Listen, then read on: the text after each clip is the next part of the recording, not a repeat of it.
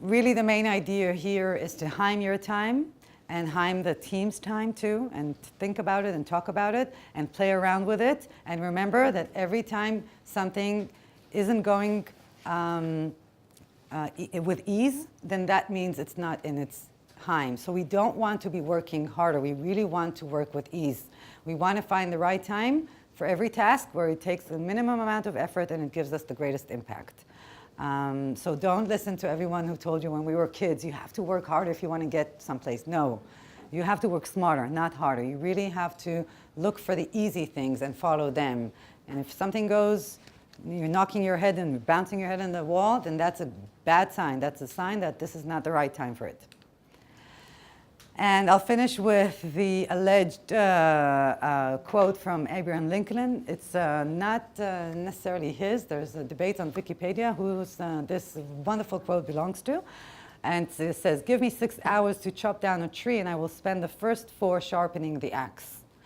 And that, I think, is, that sums up the idea that you really have to plan your workday. And you have to plan your workflows, and you have to really build the infrastructure and the system that will allow you to then work smarter, because you want to focus and you want to get things done really quickly, and you don't want to just let your day happen to you. You really want to make sure you're planning it and put the time into building your workflows and planning your day. It will give you a lot of benefits afterwards.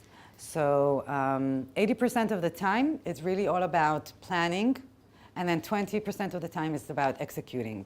And that's the right ratio. Once you plan a lot, and the execution becomes really easy.